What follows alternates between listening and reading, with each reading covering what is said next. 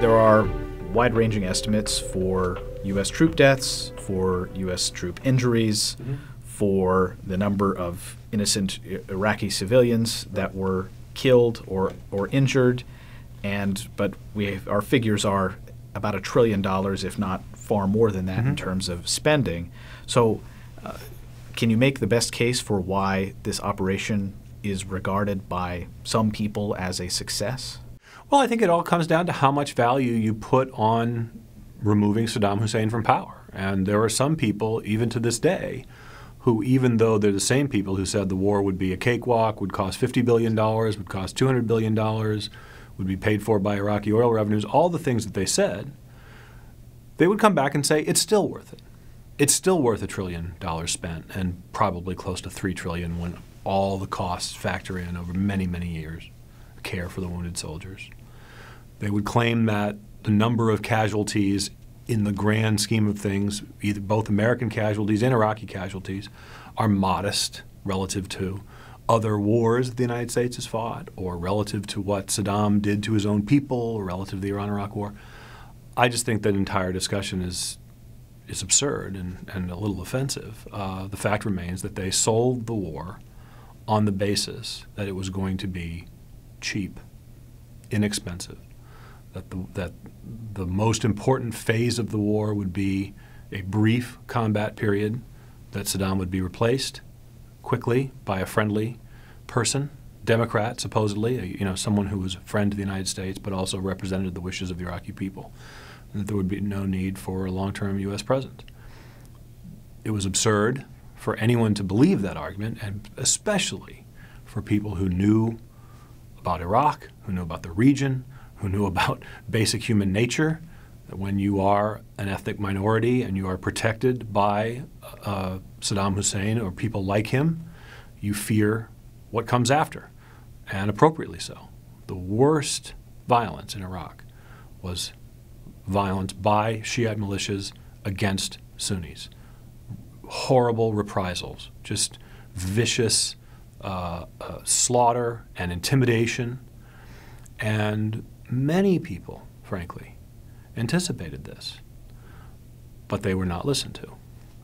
And I think of all the, Caleb, I've been doing this for 10 years. My second day on the job was Colin Powell's speech to the United Nations. So every time I think about it and I look back at all the things that people got wrong, this is the part that upsets me the most, because it's the part that they should have anticipated most clearly. And I can only conclude that those who mischaracterized the nature of Iraqi society to claim that it was not beset by sectarian divisions and ethnic hatreds were lying. Now, I can't prove that, but the other explanation is that they had no idea what they were talking about, so then why were we listening to them in the first place? And it's not clear which is worse. Correct. It's not clear which is worse. So that's why I wrote a blog post to commemorate or whatever, mark the 10th anniversary of the war, the start of the war. And I chose instead to focus on those who should know better, did know better, people who were actual experts in the region, who knew about Iraq, who knew about Saddam Hussein, and knew about the ethnic composition of the country and its history, and who either remained silent or supported the war. In my mind, they're the ones who perhaps deserve the most scorn, is the word I use, I think, criticism. Some of them have, after the fact, admitted that they made a mistake in not speaking out. And there was, I think, a mindset among many people just in the foreign policy community generally, not Iraq experts, but people who, talk about war and talk about national security and talk about what the United States should do in terms of its foreign policy, who made the decision that the war was going to happen, there was nothing they could do to stop it, so the best they could do is try to make it come out not so bad. And I think that's the worst case of all. And I think, again, many people who were in that position have since reconsidered. Some of them have explicitly recanted their support for the war. Others have expressed regret. And I think all we can hope for in the future is that we've learned something from this horrible episode, that we don't make that same mistake again. Chuck Hagel is now U.S. Defense Secretary. What did he learn from the Iraq invasion and its aftermath? Well, of course, Chuck Hagel voted for the war. When the war was voted on, the authorization to use force in October of 2002, he was one of those who voted in favor. If you go back and read his speech, it could have just as easily have been a speech supporting a no vote. And I think he reflects that perspective or that group of people who just weren't prepared to stand up in October 2002 and speak out against the war, knowing that they would be singled out for criticism, especially among Republicans, because it was a Republican president, and Republicans in particular are the ones who were supposed to line up behind the war. Soon thereafter, he regretted that decision, and I think he has become perhaps even more vehement in his criticism of the war precisely because he senses that he failed, that he did not do his job. Now, his experience with war and his feelings about war, his sentiments about war go back much, much before the vote on Iraq. And he talks about the influence that his service in Vietnam had. Famously, his brother also served in Vietnam, and the lessons that he took away from that conflict. And he carries it forward into Afghanistan, too. Many of the same questions that he asked as a senator about Afghanistan and that he asked prior to becoming Secretary of Defense suggest that he has some very grave reservations about that war and about whether that ever can be justified on a pure cost-benefit basis.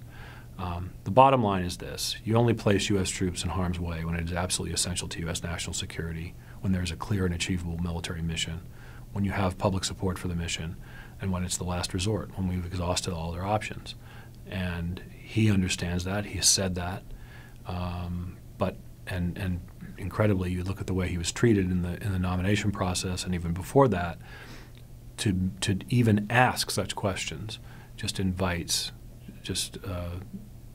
incredible criticism from the national security establishment, still, in spite of everything that's happened over the last 10 years. We now have a president who has, according to you and others here at the Cato Institute, has engaged in war in Libya Yes, and elsewhere right, without public support, without exhausting other options, right, without seeking Congress's permission to do so, and yet the public, I think, is pretty blasé about that. They are. I think these wars are not popular, but they're not seen as particularly costly, and so you can get away with waging a war and having people not feel as though they're paying a price.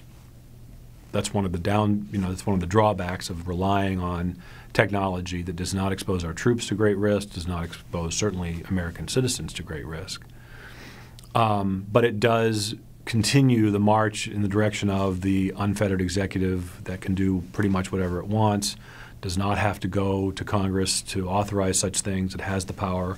They possess the power now. They don't have to raise the necessary, man and materials, et cetera, which is what the founders envisioned many, many years ago. On the other hand, I do think that the reaction to the use of drone warfare, especially in the context of the rights of U.S. citizens, both here in the United States and abroad, has invited some additional scrutiny from not the usual suspects. Again, you have Republicans who are going to criticize Obama. Some of them have been very supportive and have been, have said that the president, again, should get to do these things. But many Republicans have reacted to this. And a number of liberal Democrats who have never been happy with it are kind of coming out of the woodwork and admitting, they're not comfortable where this is going. War should never be easy. It's never easy, of course, especially if you're on the receiving end, right?